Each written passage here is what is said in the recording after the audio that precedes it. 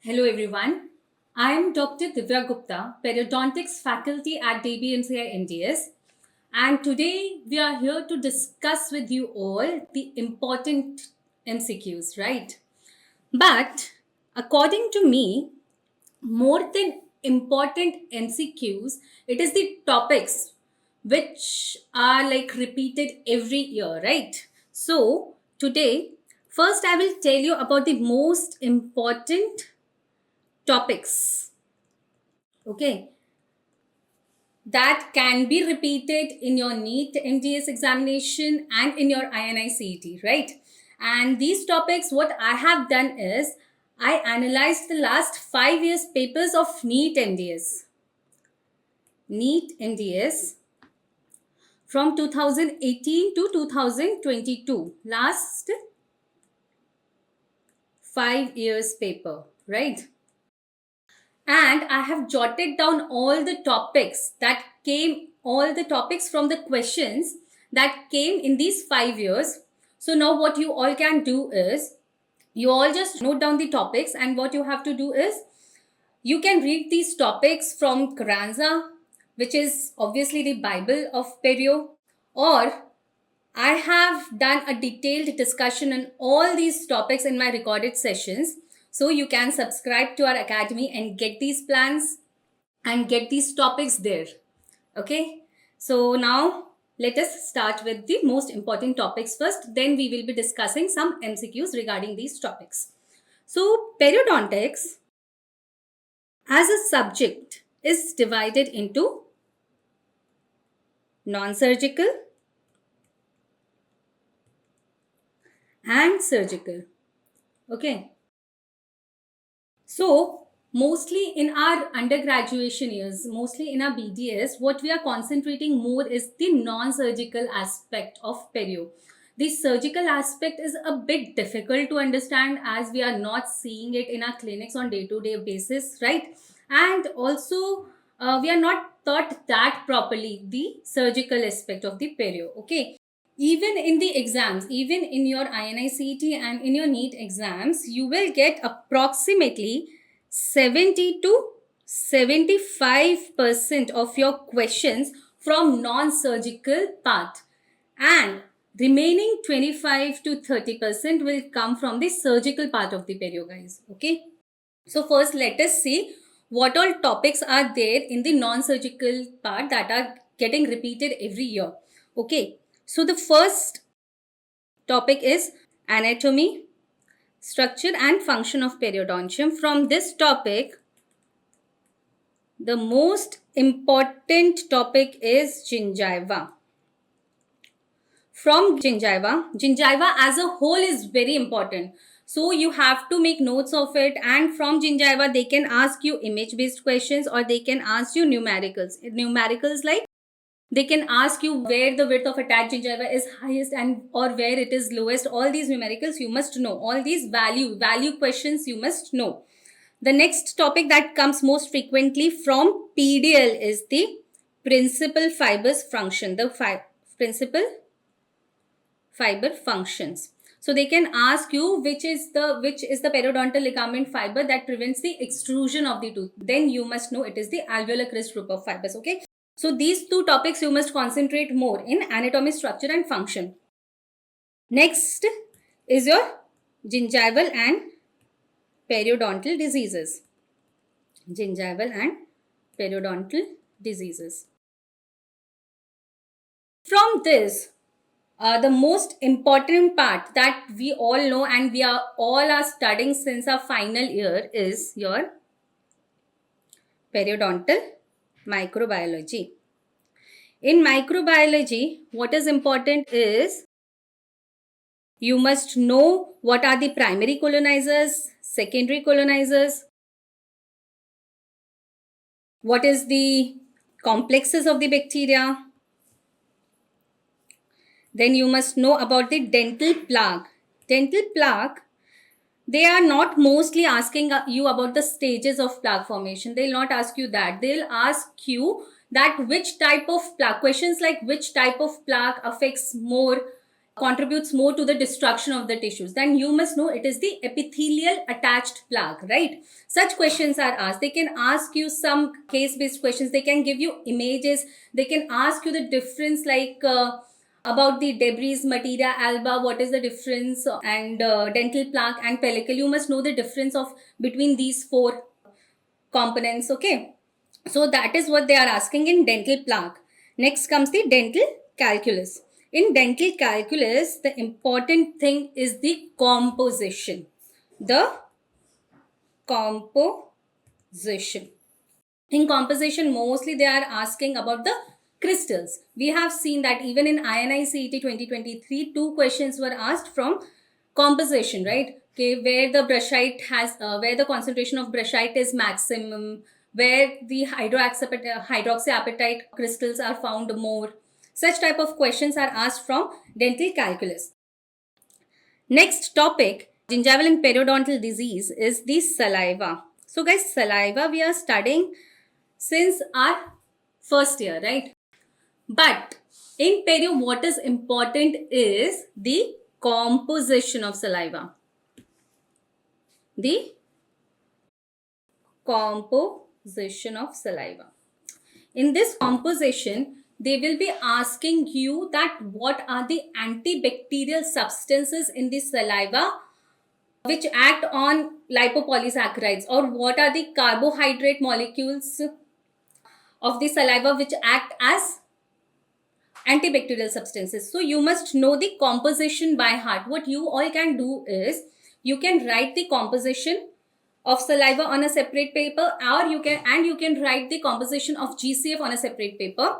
You stick it on the wall, and whenever you are revising your perio, make it a point of, every morning or before going to bed, you just look at the paper, have a look at the composition. Okay, these are the components. So you might not remember the whole composition, but whenever an MCQ is being asked to you all, you will immediately recollect. The brain works in such a way, guys, now that you will immediately recollect, this is the composition. This composition of the saliva, amylase has digestive action, lipase has digestion of lipids. Okay, lactoferrin has an antibacterial action. All these things you will know. So saliva I will be discussing today, because composition of saliva is not given that much properly anywhere. The next topic that is important is your gingival enlargement. Gingival enlargement. In gingival enlargement, mostly questions comes from drug-induced gingival enlargement and pregnancy gingival enlargement. Okay, so you must know this. Next is your acute gingival infections. In acute gingival infections, what is important is the ANUG. ANUG. Very, very important.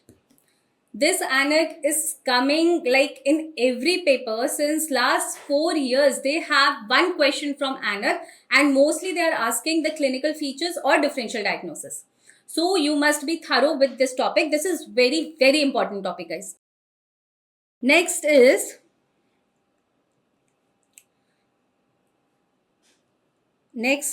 your systemic diseases and conditions affecting periodontal disease. So in this topic, the most important diseases or conditions that you must know is HIV. Next is pregnancy.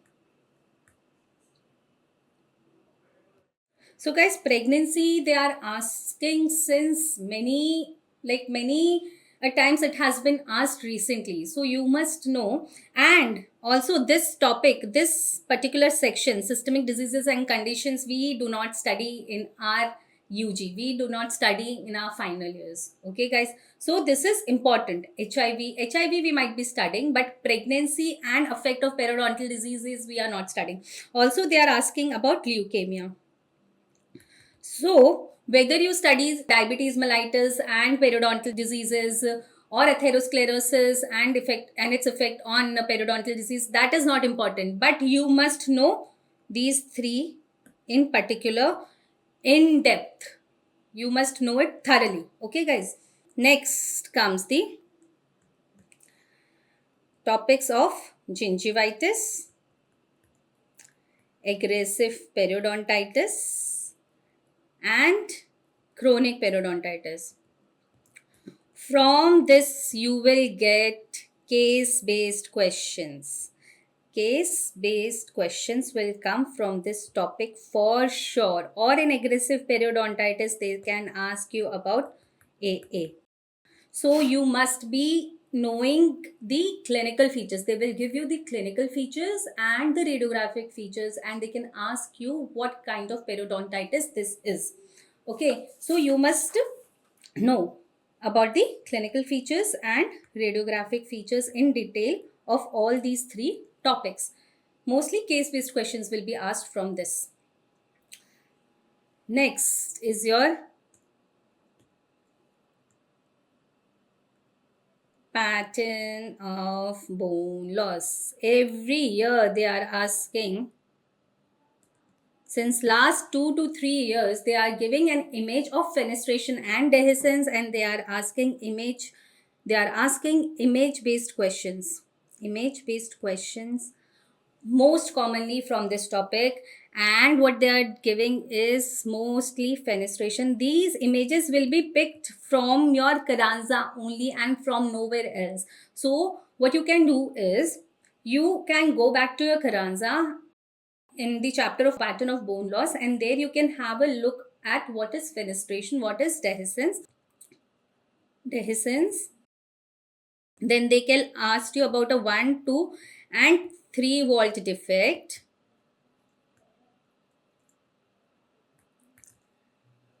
And about the positive, negative and flat architecture. All these questions will be image based. Most probably they will be image based questions only. So you must know the picture of Carranza. You must first, after this lecture, just go back to your Carranza, have a look, or whenever you are studying your perio, you can have a look at Carranza for these pictures, because images will come from there, guys, and nowhere else, okay, in this topic. Next is your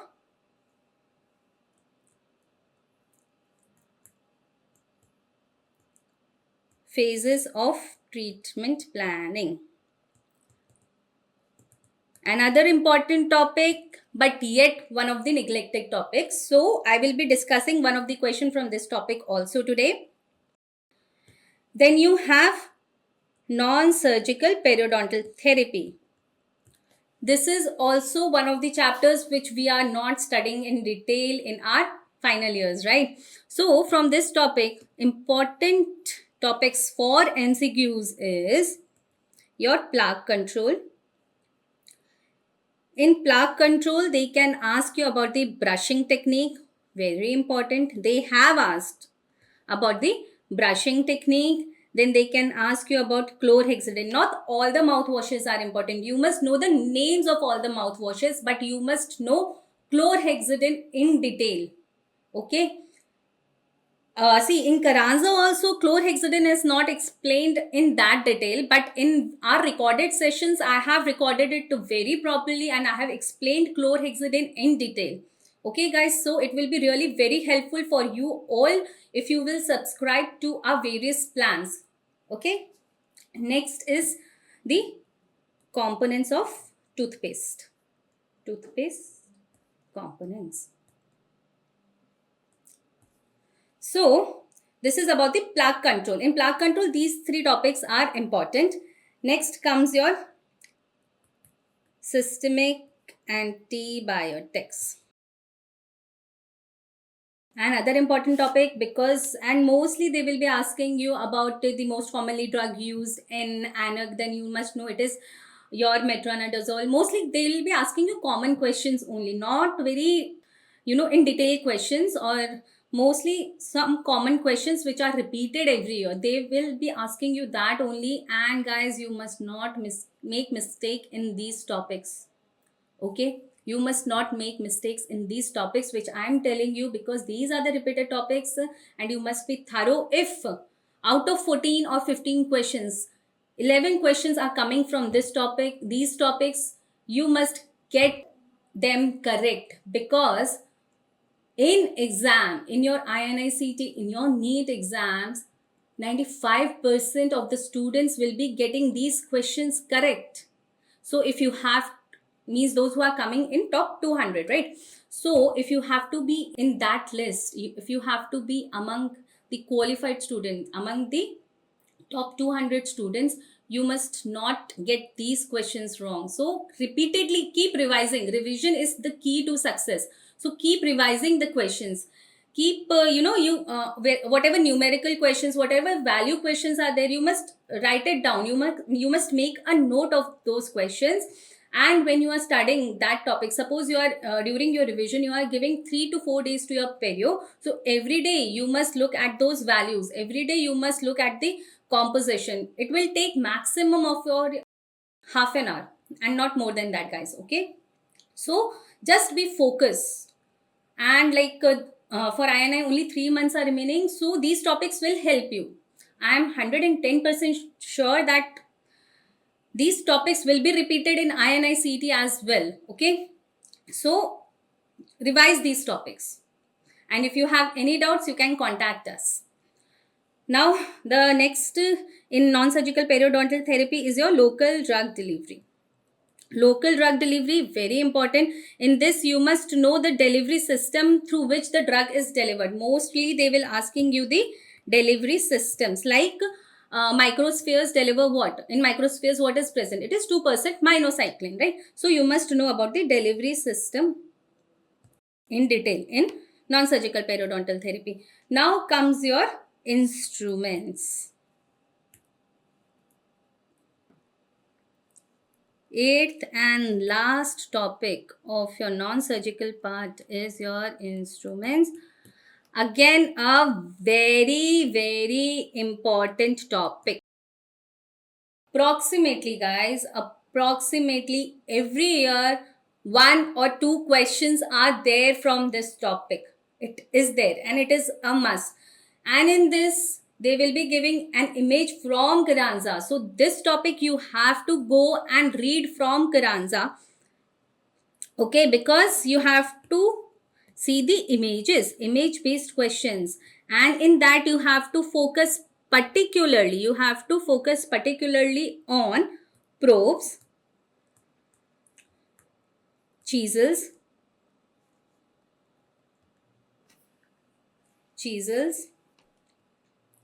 Then you must know about your scalers, curettes. Okay, this is in particular. Go back to your Carranza, have a look at the images of all these. What are different kinds of probes, curettes, scalers, you must know. And the instrument grasp. Okay, guys, these are the most important topics from the non-surgical part of the perio. Now let us concentrate on the remaining 25 to 30% of the questions. Remaining 25 to 30% of the questions that are coming are from the surgical part, and this is the most neglected part of perio in our final year, which we have discussed again in our sessions. Okay, so in this, the first thing that you must know is your flap surgery. From flap surgery, they will be giving you image based questions on flap design and suturing technique. So you must know the flap designs, most commonly used flap designs, like the displaced flap, undisplaced flap, papillary preservation flap. These 3 flap designs and apically displaced flap. These 4 flap designs you must know. Suture techniques also, most probably they will ask you the common sutures like loop, figure of 8, sling sutures. Okay, continuous sling sutures, that you have to know. That all the diagrams, all the images you will get in your Carranza. Okay, next here is the healing. Next topic is healing after flap surgery. Okay, a part of this topic we will be discussing in one of our questions today also. And next is your recall after after any periodontal treatment. And in this, what is important is your Marin's classification. Okay, guys, this is very important. You can take a Xerox of Marin's classification, stick it on your wall when you are revising your perio and see it every day. There are certain keywords, and those keywords only will be asked in your MCQs. I will be telling you those keywords today. So those keywords only will come. You don't have to ratify the whole Marin's classification. No, guys. You just have to look for the keywords, and then you will know the answer. And this is a very simple table to remember. Means the keywords are very simple. You will be able to easily, remember that. So don't worry. I will be telling you this today in today's session. Next topic is your gingivectomy. Next is your gingivectomy. Image based questions आ सकते हैं इसमें से, or they can ask you about the different knives. And gingivectomy is a small topic. You can easily go through this topic. Next is the resective osseous surgery. In resective osseous surgery, most important is your furcation. Furcation में से they can ask you image based questions. They can ask you Glickman's classification. Okay. Glickman's classification. So you must know this topic in detail. Glickman's classification is very easy. You have studied that in your final years also. So just go through these topics so that your repeat questions are not wrong. Next is your regenerative therapy. Again, one of the topics that is neglected in our final years but is important for your MCQs.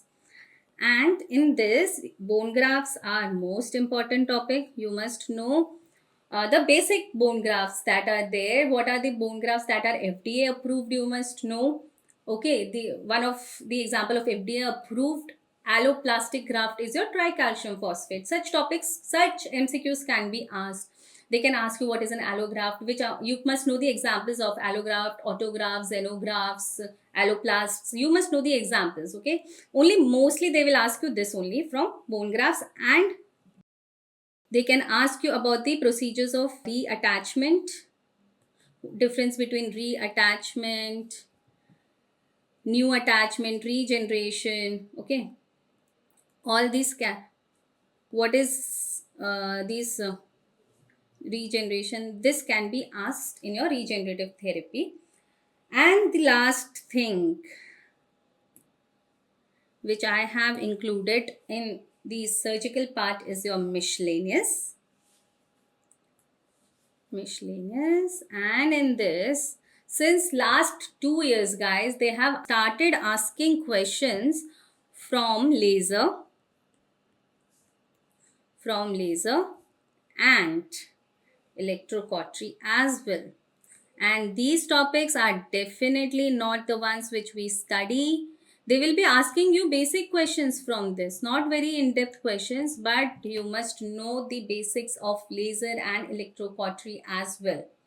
Okay, guys. So this comprise, just take a note of all these topics, make a point that when you revise your perio, you go through these topics. These are the most important topics that I can guarantee you 60 to 70% questions will be repeated from these topics, guys. So be thorough with these topics.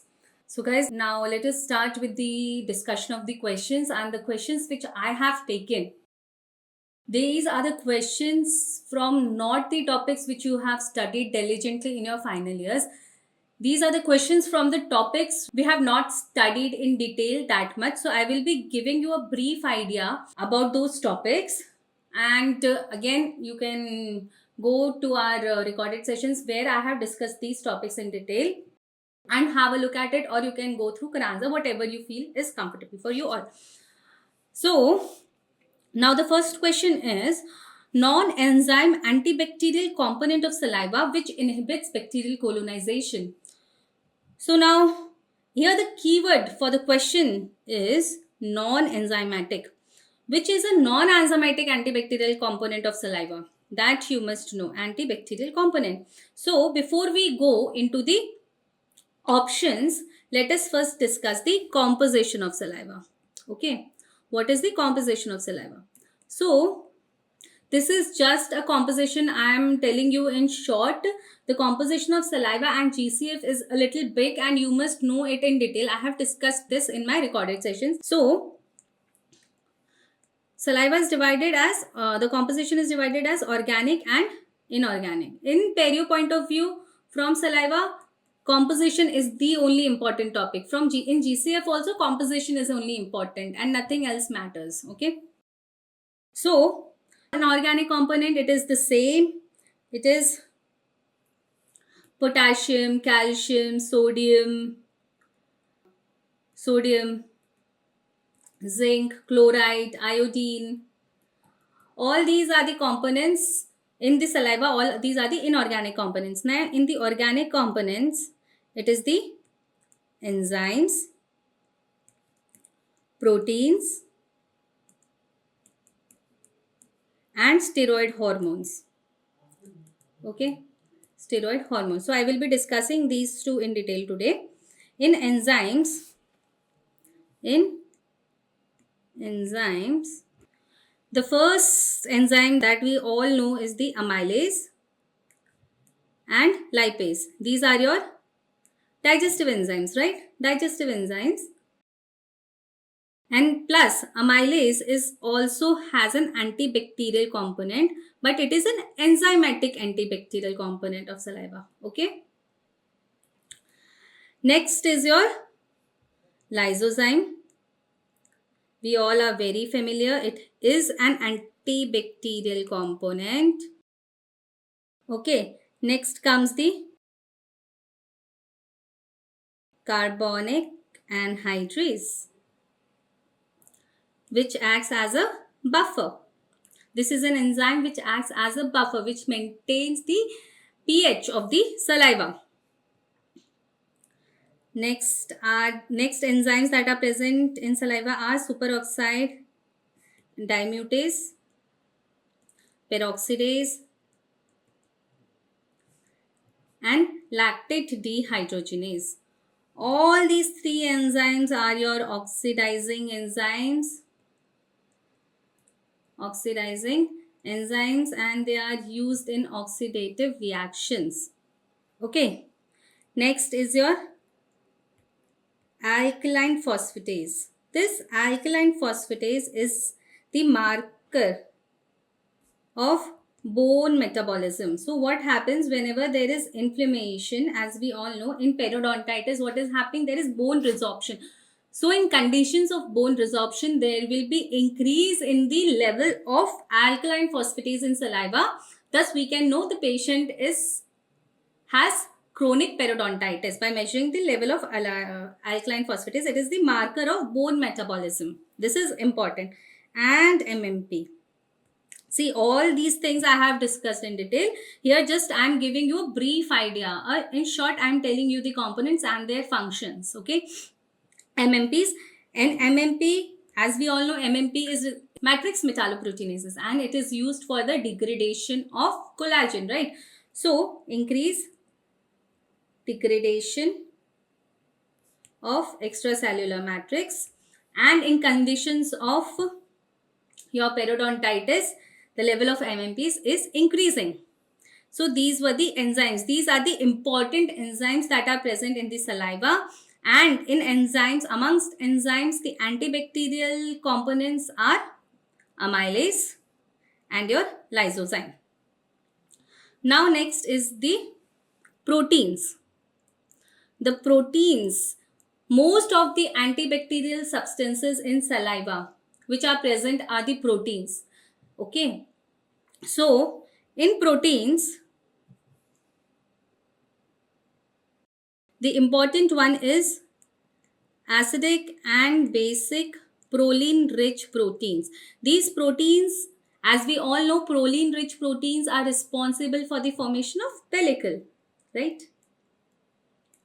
So these proteins in the saliva are responsible for the formation of pellicle. Now next is the cystatins. histatins, lactoferrin, and mucin. So these four proteins have an antibacterial action. They have an antibacterial action. Okay. Now, next is the staurin. Staurin is responsible for inhibition of calculus formation. Calculus formation. And others are immunoglobulins. The highest level of immunoglobulin that is present in saliva is IgA. Right? And in GCF it is IgG. So, now let us go back to our question. Steroid hormones are cortisol, growth hormone, estradiol. All these hormones are also present in the saliva. Okay. Now let us go back to the question. The non-enzyme antibacterial component of saliva which inhibits the bacterial colonization. So let us see the option. The first option is the lactoferrin. Now as we have seen in the composition, lactoferrin has an antibacterial component and it is not an enzyme. It is a protein, right? So this can be the answer, but let us first see the other options as well. Lysozyme. Now lysozyme also has an antibacterial action, but it is an enzyme. The third option is amylase. Amylase has both the actions. It has digestive action as well as antibacterial action, but it is an enzyme. And lipase. Lipase to answer hai nahi because lipase does not have any antibacterial action. And these two are the enzymes which have antibacterial action. So the correct answer to this question is your lactoferrin. Okay guys. Now let us see the second question. Our second question is, when new periodontal fibers attach to new cementum with new gingival attachment, the procedure is called. So here the keywords are new periodontal ligament fibers means there is new formation, de novo formation of the periodontal ligament. There is new formation of cementum, new cementum is formed, and whole of gingival attachment, which means whole of junctional epithelium is new, and the whole structure of the gingiva, whole structure, that is the whole new periodontal ligament, cementum, bone, new gingival attachment, whole structure of the gingiva is restored back to its new position, previous anatomical position. Okay. So, before the options that, let us see the options. The options that are given are reattachment, new attachment, repair and regeneration. So guys, first let us see what these terms mean. We are studying these terms since our final year, but still we get confused in between these terms. Okay. So let us first have a clarity on these terms. The first is your repair. So repair is the most common type of healing that is occurring into the periodontium. Okay. So what happens is, whenever we are debriding or whenever we are doing any surgery, flap surgery, without placement of bone or GTR membrane, what happens is there will be formation of long junctional epithelium. So healing by long junctional epithelium is your repair. In this, see, here this is the example. What is happening is, this is the periodontal pocket. See, this is the probe that is measuring the periodontal pocket. Here there is bone resorption, tissue destruction, here you can see. Okay. So now what is happening is, we are debriding this area. This is the instrument. This is the instrument. We are debriding this root surface. We are debriding whole of this root surface. And after debridement, what will start? There will be formation of, the procedure of healing will start. So how does healing starts? First, there will be formation of a clot. Within 24 to 48 hours, there will be formation of clot. After clot, there will be a scaffold created on which the cells will come, lay down their matrix, right? There will be collagen synthesis, there will be synthesis of extracellular matrix. Now some of the cells may reach the cementum, and there they may convert into cementoblast and give rise to reparative cementum. Some of the cells will go to the bone, and there they will lead to the formation of new bone. So whole of this process takes place in a period of 4 to 6 months. So now what is happening here in this picture, what they have shown is, this one is here from the gingival epithelium, the cells are proliferating, and here they, after debridement, what is there? There is first the cells in the gingival epithelium have started proliferating, the cells in the bone have started proliferating, the cells in the cementum have started proliferating. Periodontal ligament, 2 is your periodontal ligament. The cells in the periodontal ligament start proliferate and they start to make the tissue. Okay, but most of the times it is not possible to regain the same anatomy that of a healthy gingiva. A healthy gingiva has a small junctional epithelium. It has a healthy cementum, a healthy bone, a healthy periodontal ligament. But in cases of periodontitis, whenever there is destruction of the tissue, a complete regeneration is not possible of the whole apparatus. So most commonly what is happening is the junctional epithelium, this is the junctional epithelium. This pink portion which you can see is your junctional epithelium from here till here. This junctional epithelium, most commonly healing that is happening is formation of long junctional epithelium. The junctional epithelium will stick, it will proliferate on the tooth, it will stick to the tooth with the help of hemidesmosomes and give rise to a formation of long junctional epithelium. This type of healing is called as repair. Okay, but when we are doing debridement, flap surgeries, any kind of periodontal procedure we are doing in which we have not used any regenerative material, there in those cases, at the bottom, at the apical regions, it is seen that this region, what is happening in this region? There is reattachment. So this is called as reattachment. So in this, what is happening is, what is reattachment?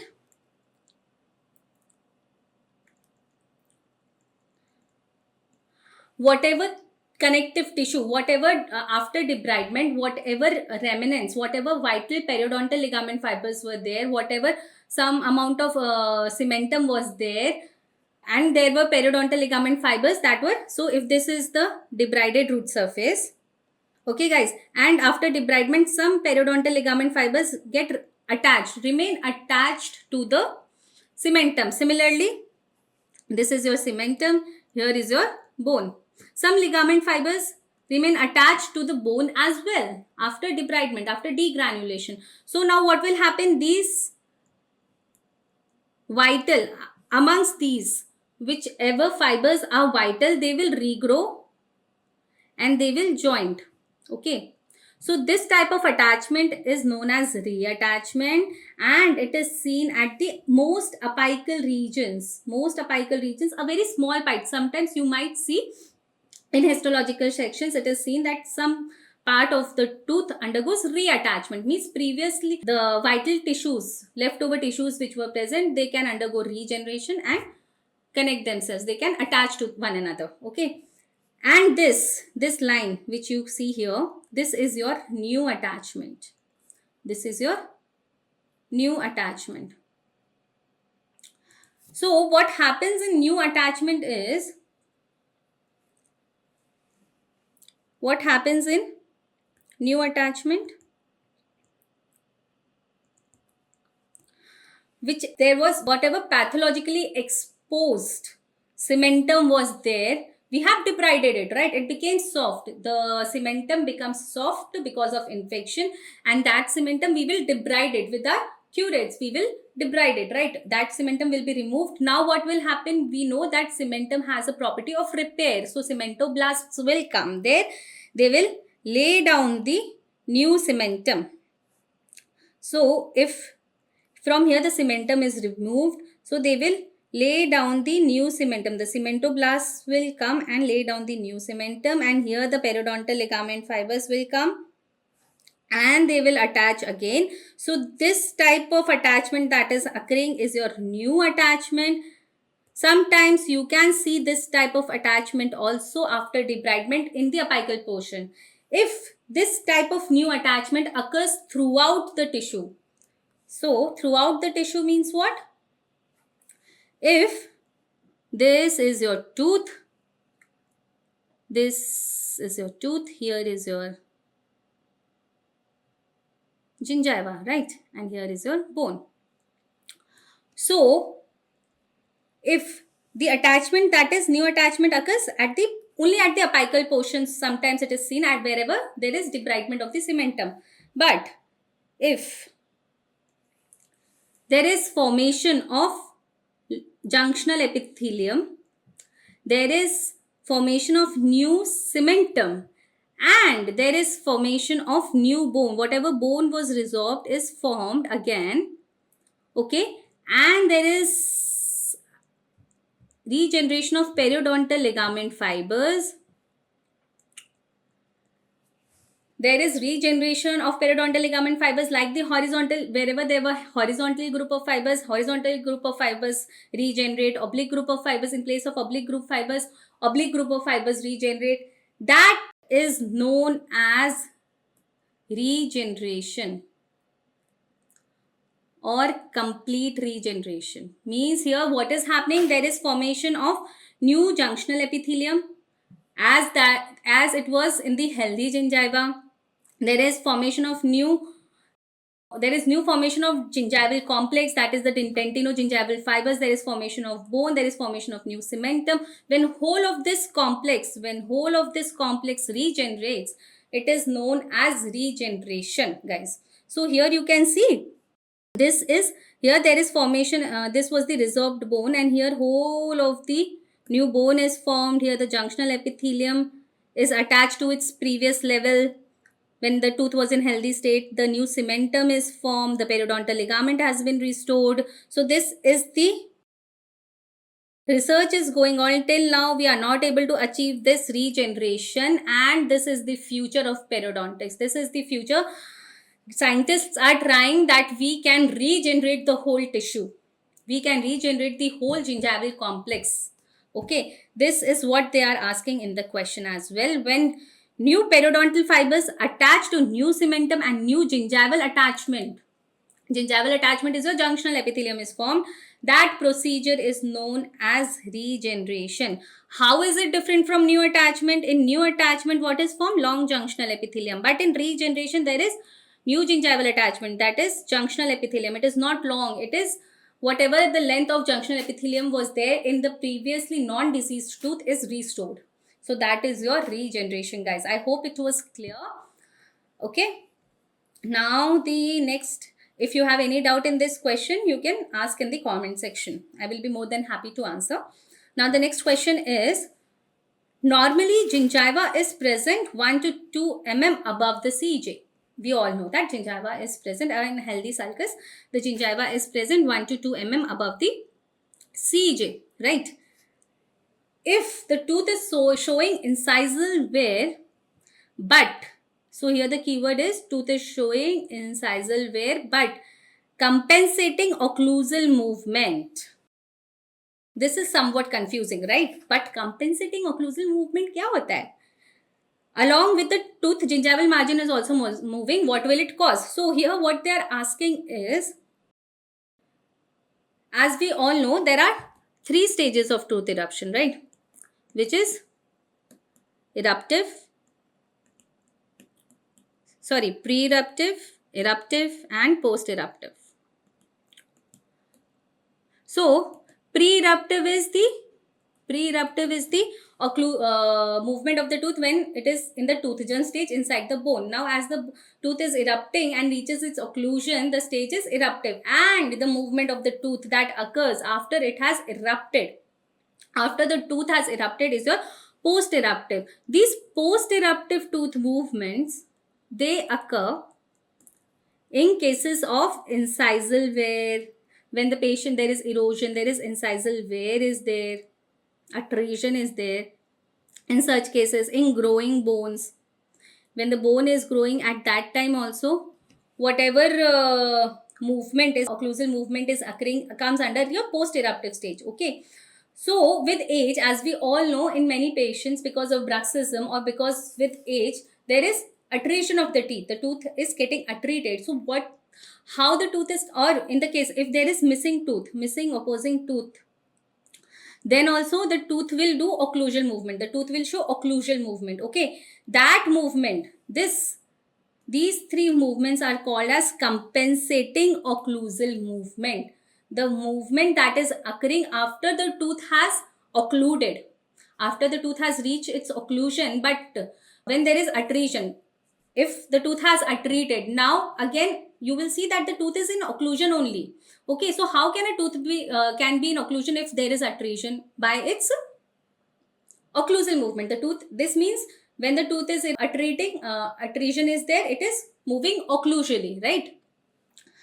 So that type of compensation of the tooth is called as compensating occlusal movement. And in this, they have mentioned one more thing.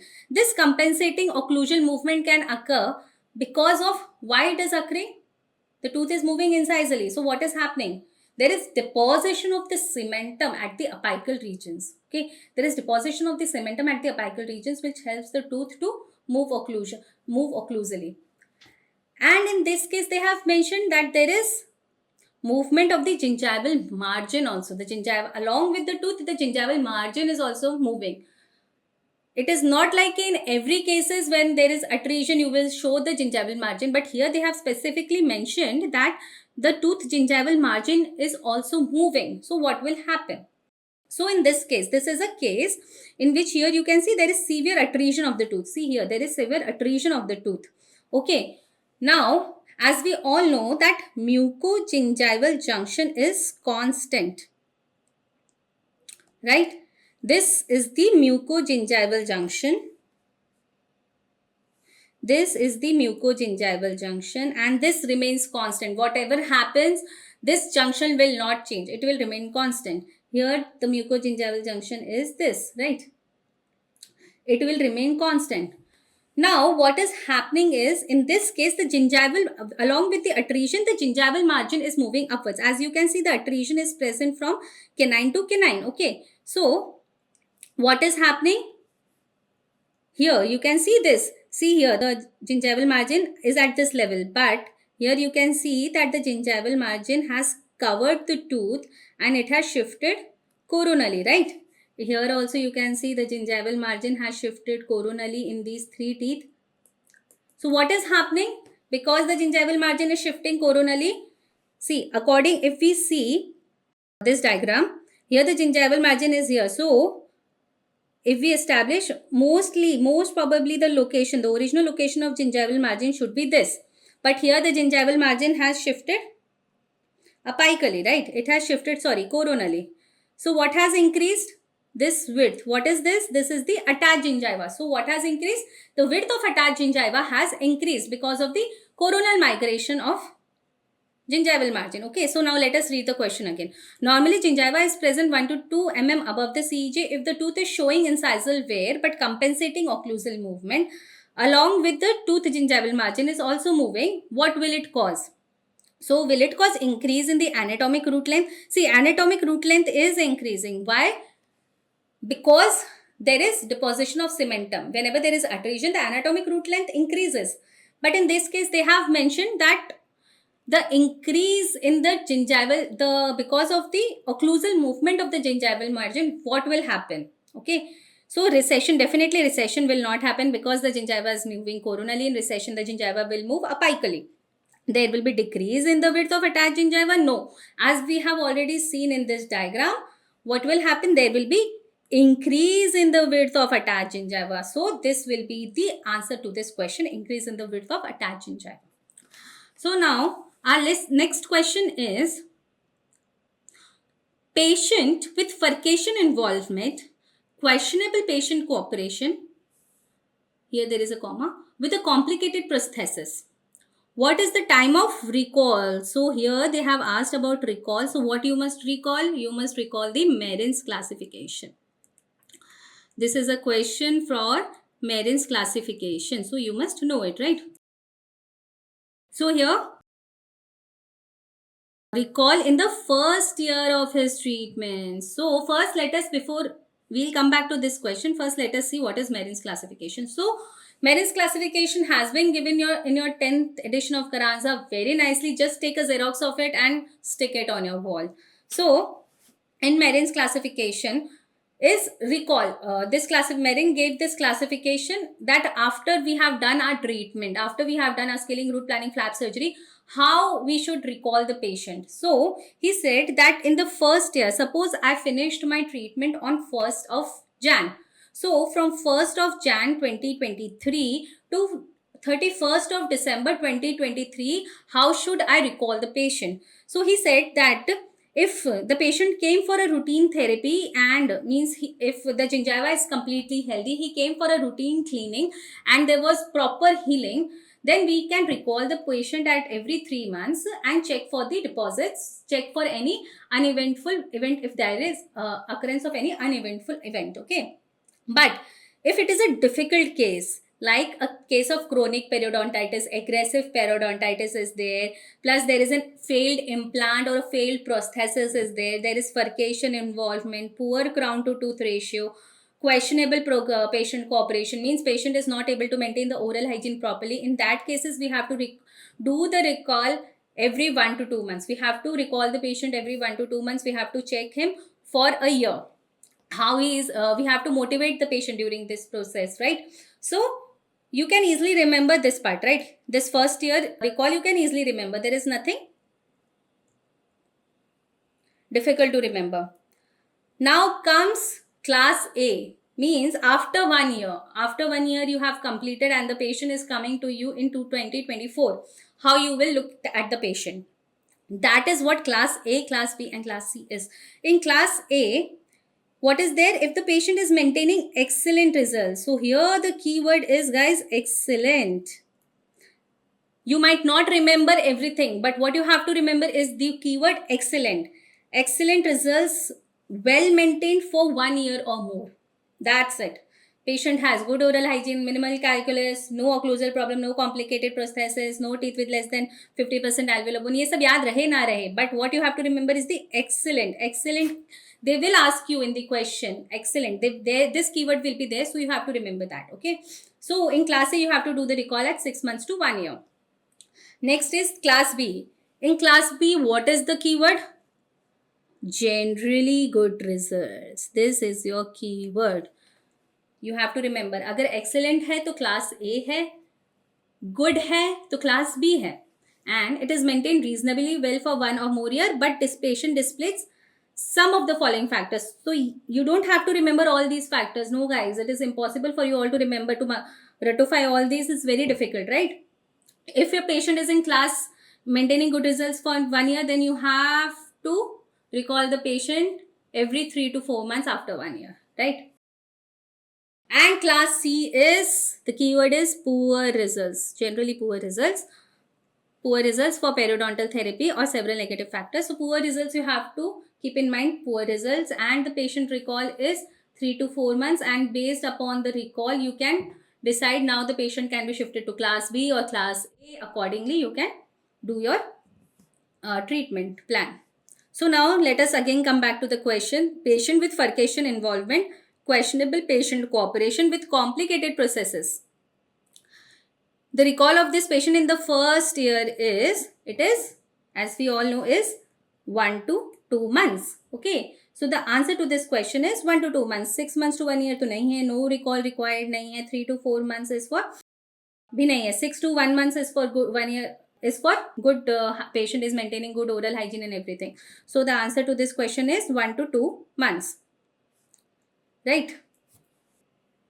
Now the next question is example of soft tissue laser. Here we are, they are asking about the soft tissue laser. So I know we don't study about laser in our final year, guys. So what is laser? Laser is light amplified amplified by stimulated emission of radiation. Stimulated emission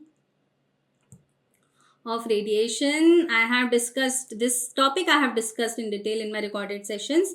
Okay.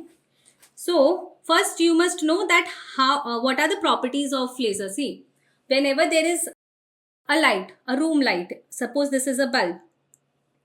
So the bulb will give light like this, right? It will lit the whole area. It will spread. But in lasers, it is focused. Lasers will be focused. Focused. And it will spread here. Okay, so laser, the properties of laser are, it is focused. All the photons in the laser are in the same wavelength. Same wavelength. It is monochromatic. Means single color wavelength is there. It is unidirectional. It does not spread like a normal white light. It does not spread. It is unidirectional. So these are the properties of laser. And how do you think the lasers work, guys? What are the things the laser is acting on? So the laser is acting on the pigments.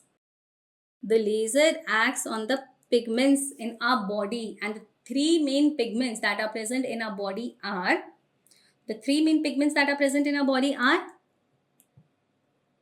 melanin, right, hemoglobin and water. So you have to remember this, that laser is acting on melanin, right? Soft tissue laser. What is the function of soft tissue laser? It will do incision, it will remove the tissue, it will debride the tissue. So it is acting on what it is acting? It is acting on the melanin, right? If any vascular laser is there, like argon laser is used for vascular diseases, vascular lesions also. So that laser is acting on hemoglobin, and the lasers, water is present throughout the body. It is present in the gingiva, it is present in the tooth, it is present in the bones, it is present everywhere. So, but some lasers have more effect on water. They are absorbed more nicely by the water pigment, and some lasers are absorbed more nicely by the melanin pigment. Some are absorbed more nicely by the hemoglobin pigment. So accordingly, the lasers are divided. So you must remember, don't get confused, guys. You must remember only the basic 4 types of lasers that are important for you, and they are: number 1 is your diode laser. See, I cannot tell you in depth everything about lasers in this lecture, but what you have to remember for your MCQs, this is what it is important. This diode laser has a wavelength of between 800 to 900 nanometers, and this is important, it has a wavelength of 800 to 900 nanometers, and this is absorbed maximum by the melanin pigment. Okay, if it is absorbed maximum by the melanin pigment, then we can consider this is not absorbed by the hard tissue, so we can consider it as a soft tissue laser, right? Now the second important laser for you all is the Nd:YAG laser. Neodymium yttrium atrium gallium. Yttrium doped atrium gallium diode lasers. This laser has a wavelength of 1064. This is important. You have to remember these values, guys. Okay, these can be asked in your MCQs. And this laser has some effect on melanin,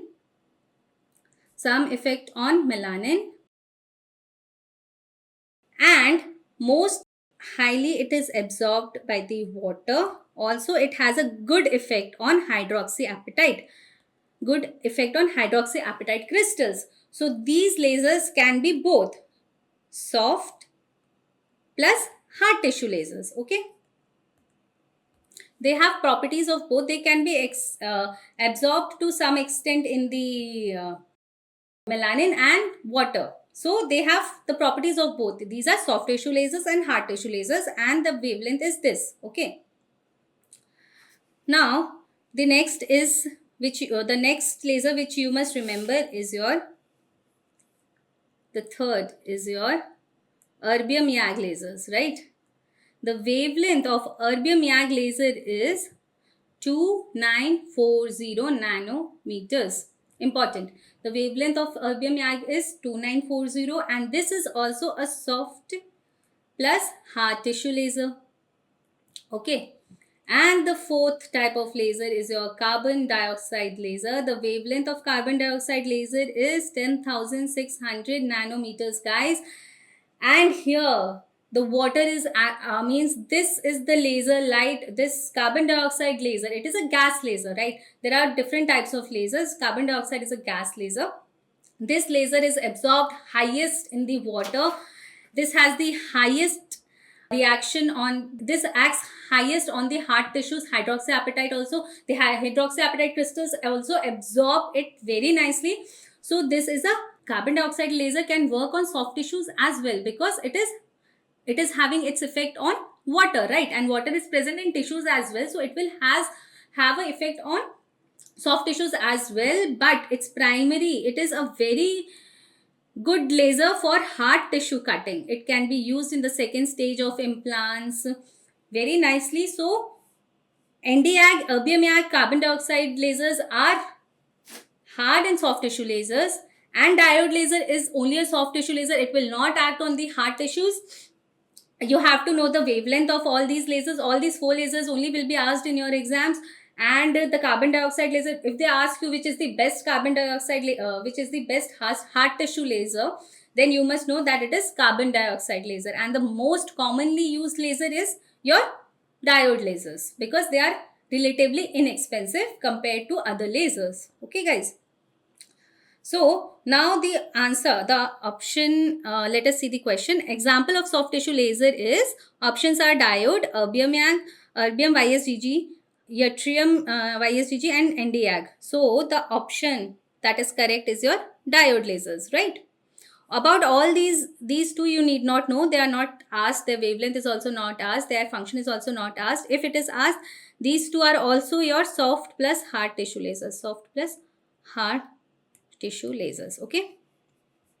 Now the next question is, phase 4 of periodontal therapy begins immediately after.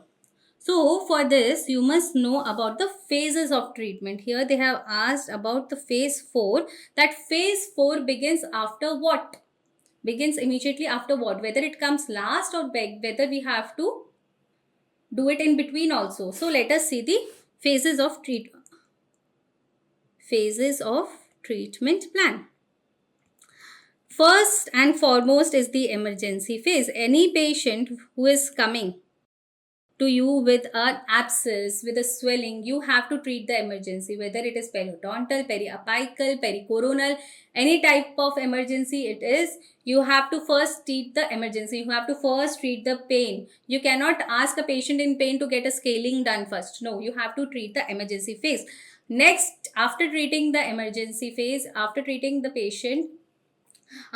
emergency of the patient, you have to recall the patient, and then you will start with phase 1 of the therapy. The phase 1 is your etiotropic phase. Etiotropic phase. In this etiotropic phase, you have to treat the etiology of the disease. You have to treat the etiology of the disease. Now, the etiology of the disease, etiology of periodontitis and gingivitis is your plaque and calculus. So, you have to treat the plaque and calculus. The etiology of your pain is caries. It can be caries. So you have to remove the caries. You have to do the permanent or temporary filling. If you are sure that this tooth will not go into root canal, you can do your fillings, permanent fillings in this phase.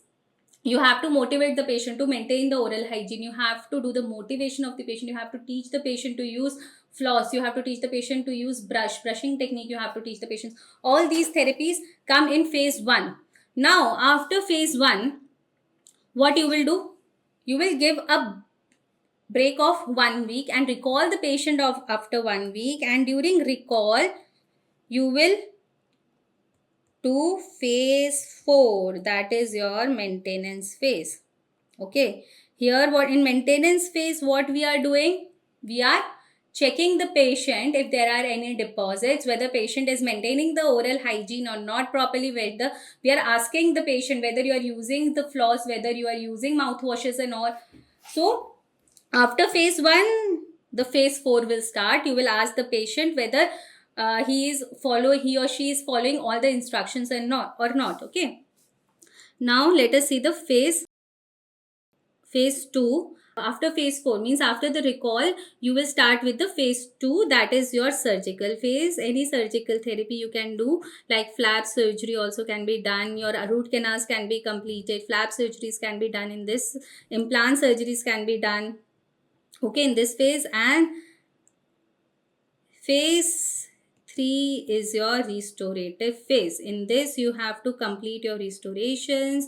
You have to complete the prosthesis, whether you have to give RPD, you have to do, means whether you have to give implant crowns, whether you have to give, fix FPDs, you have to complete that in your restorative phase. And after doing this, you will again do phase 4, that is your maintenance. You will recall and how you will do the maintenance phase, you will recall the patient. You will recall the patient on the basis of Marin's classification, right? You will recall the patient and you will check for the phase 4. Now let us go to the question again. Phase 4 of periodontal therapy begins immediately after. It begins immediately after, as we have already discussed, review of phase 1. It begins immediately after phase 1. So the answer to this question is phase 1. Okay guys. So this completes our session. This completes our discussion of the most important topics and some of the important questions. The basic reason we are discussing these important questions are also to give you some knowledge about some of the topics. Okay guys. So if you have any doubts, you can ask in the comment section. We will be more than happy to answer those questions. And guys, just one more thing. Do a planned study. Now only 3 months are left for your INI-CET. So be focused. Be focused. Do a planned study. Whatever topics I told you. Okay.